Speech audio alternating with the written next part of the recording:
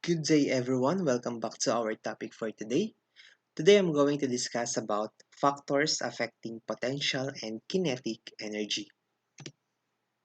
Our objectives are identify the different factors affecting kinetic and potential energy. Second, solve problems in kinetic and potential energy. Now, ano nga ba pag sinabi nating energy? Energy, it is the amount of work that can be performed by a force. Second, it is ability to do work. Ibig sabihin, may kakayanan ka na makapag-work o makagawa ng isang bagay because of energy. Third, it brings about change. Yes, kasi ang mga energy, pwede itong magbigay ng pagbabago sa paggalaw ng motion or malalaman natin ano nga ba or meron bang energy kapag isang bagay ay nagalaw o hindi. Because we have classification or types of energy. We have potential and kinetic energy. Now, when we say kinetic energy is energy in motion. The word kinetic from the Latin word kinetikos, which means moving, meaning it is energy in motion. Lahat o yung mga bagay na nagalaw meron silang energy at ang energy na tawag natin doon ay kinetic. For example, this one, this man na nagro-row. So dahil nagalaw siya, it is an example of kinetic energy. This running water. So itong running water nito, itong falls na to, since nagalaw siya, meron siyang kinetic energy. This man na natakbo. It is an example of kinetic energy kasi nagalaw sila or nagmo-move. Now, paano yung mga bagay na hindi nagalaw? Sila ba ay may energy pa din? Yes. Ang tawag doon ay potential energy. Example, when we say potential energy, it is an energy at rest. Ibig sabihin, kahit naka-at-rest ang isang bagay, for yung mga paso, mga halaman, kahit sila ay nandoon lang, meron pa rin silang energy na tinataglay. Another one, potential energy is stored energy. Yung halaman, halimbawa yung halaman, di ba yung halaman, makapansin mo, hindi siya nagalaw, nandun lang siya. Pero, bakit yung halaman tumataas? Kasi meron siyang stored energy sa loob niya na gumagawa, na nagpapagana para mag-grow ang isang halaman. At ang tawag natin dun ay, we have chemical energy. Another example of potential energy, this burger. It is an example of potential energy kasi nag-i-stored energy siya or chemical energy. This trampoline, kahit hindi ito nagalaw, pero pwede siyang magpa-move pag tumalon ka dito. Another example, this flashlight. Kahit hindi nagalaw yung flashlight, pero pag binuksan mo siya, bakit siya nailaw? Okay? Kasi meron siyang light energy. And heat energy also. Now, this time, we're going to identify the factors affecting kinetic energy.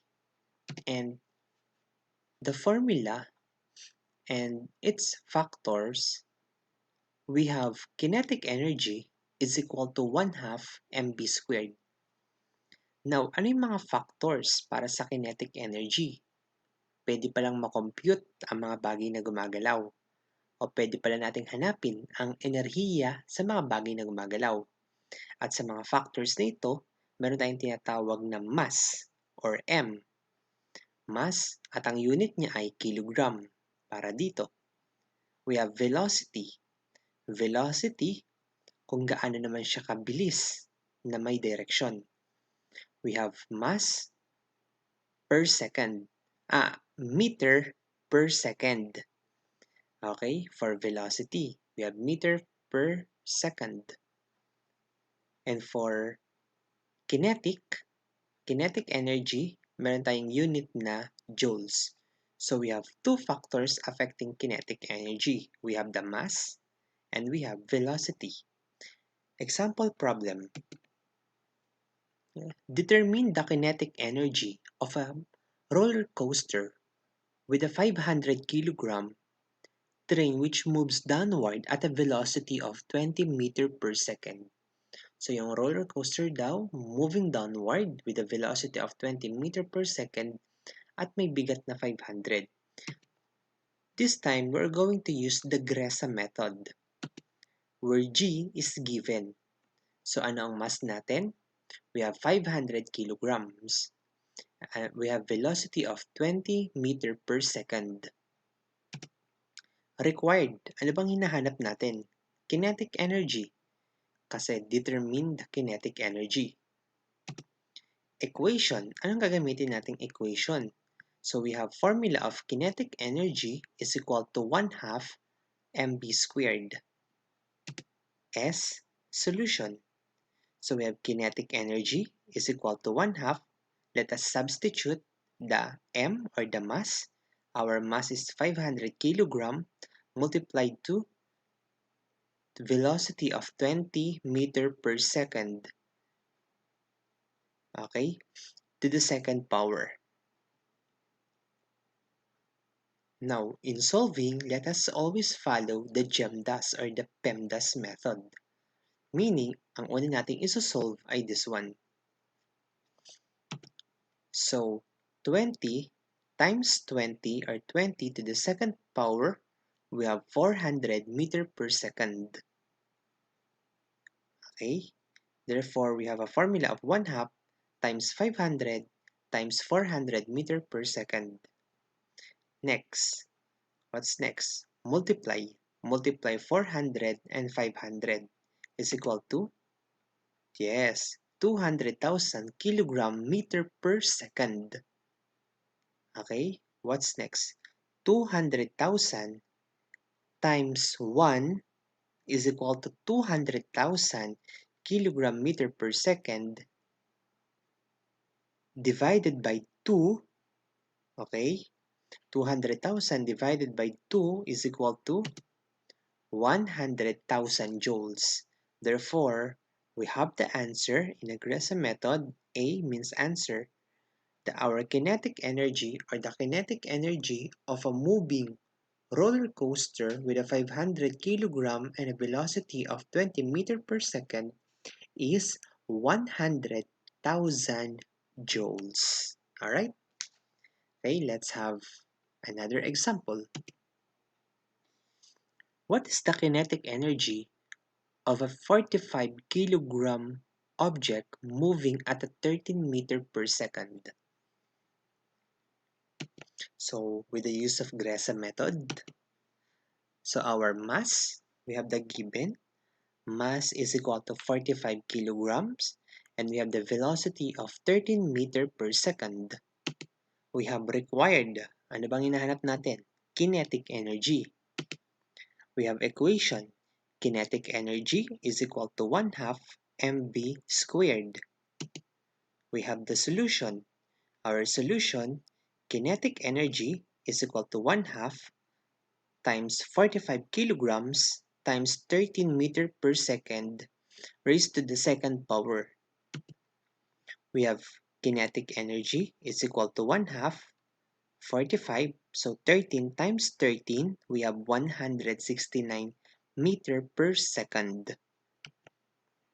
Therefore, 169 times 45, we have 7,605 kilogram meter per second.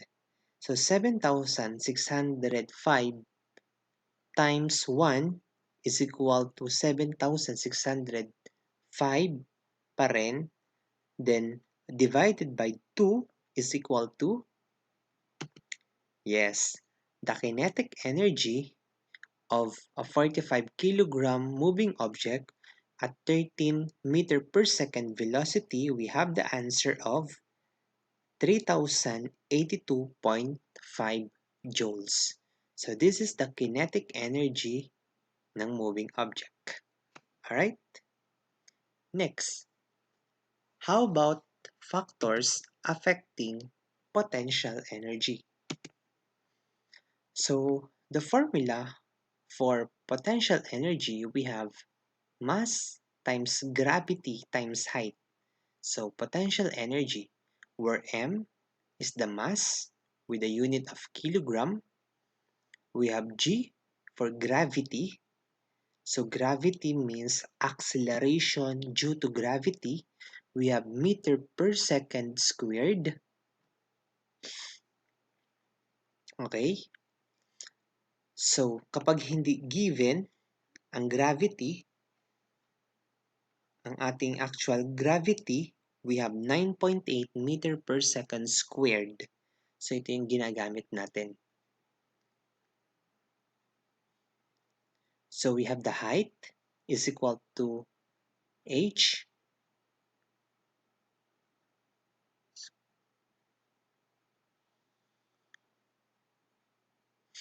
And also, we have the potential energy. We have the joules or the J.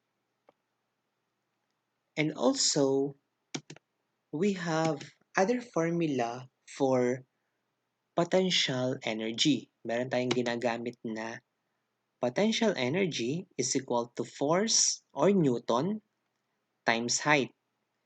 So, paano natin na-derive yun? Paano natin nakuha? Kasi yung mass and gravity, so iisa lang din siya with the force. Ano bang formula ng force? Di ba? Force is equal to mass, kilogram, times acceleration or meter per second squared. If we're going to compare, so potential energy, iisa lang naman siya. So ito yung mass times gravity times height, where m is the kilogram and g or acceleration due to gravity is meter per second squared. So kilogram meter per second squared, then times height. So for potential energy, other formula, baka maka-encounter kayo ng mga problems na may iba ang unit pero iisa lang naman yung computation niya or yung formula niya. So we have force, Newton, kasi nga yung Newton, kilogram times acceleration or meter per second squared. So same lang siya, kilogram meter per second squared times height. Okay, for example, an object is dropped from a height of 100 meters. The mass of the object is 50 kilogram. Find the potential energy. So with the use of Gresa method, let us identify the given. Ano ba ang given? Our mass is 50 kilograms. What is the height? 100 meters. Given ba ang gravity? Hindi, di ba? Kasi wala tayong nakitang gravity. So kapag hindi given ang gravity, ang gagamitin nating acceleration ay yung gravity niya na 9.8 meter per second squared. Now, required. Ano bang hinahanap natin? Potential energy. Our equation, potential energy is equal to mass times gravity times height. So yung unang formula. So solution, potential energy is equal to 100 kilograms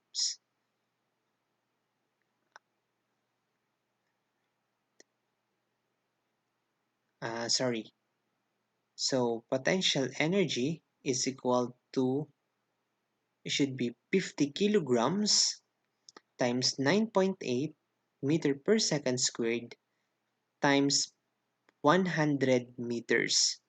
So, isa lang naman siya. So, imumultiply natin itong tatlong to at ang magiging sagot ay 49,000 joules. Meaning, our potential energy is 49,000 joules. Okay? Kahit stored siya. or hindi nagalaw, meron pa din siyang energy. Yung ganun pa rin ang kanyang enerhiya na tinataglay. Okay, another example. There's a ball at the top of building that is 20-meter high. So yung building, 20-meter high. The ball weighs 10 Newton. What is the potential energy of a ball? With the use of Gresham method, so we have force, meaning computed na yung mass and gravity, or mass and acceleration. Therefore, kaya meron tayong 10 Newton. So, given na 10 Newton. Anong height? 20 meters high. We have required, ano ba hinahanap natin? Potential energy. Equation. Potential energy is equal to force times height. Meaning, potential energy, our solution, is equal to 10 Newton times 20 meters. 10 Newton times 20 meters, we have 100 joules. Meaning, ang ball daw, o ang bola na nasa tuktok o nasa taas ng building na may 20-meter high at ito ay may Newton o may timbang na kasi meron siyang mass at acceleration, meron siyang 10 Newton, ano ang kanyang potential energy? Nagtataglay siya ng 100 joules. Okay? Now, look at this picture. We have kinetic energy kasi ito nagbabike, papataas, meaning energy moving. Pero pagdating niya doon sa dulo, napatigil siya. Meaning, ang kanyang potential energy ay mataas. Pero ang kanyang kinetic energy ay mababa. Okay? Now, after niya, bababa naman siya. So, anong mataas sa kanya? Kinetic or potential? Kinetic. At ang mababa sa kanya o zero sa kanya ay potential. Kasi siya ay nagmo-move. For the summary, kinetic and potential energy, kinetic energy is energy in motion, potential energy is energy at rest. Kinetic energy is Ke is equal to 1/2 mv squared, while potential energy is equals to mass times gravity times height, or force times height. The factors affecting kinetic energy, mass, and velocity. For potential energy, we have mass, gravity or acceleration, and height. The unit of kinetic and potential energy is joules. That's all. Thank you for listening. To God be all the glory. Do not forget to subscribe.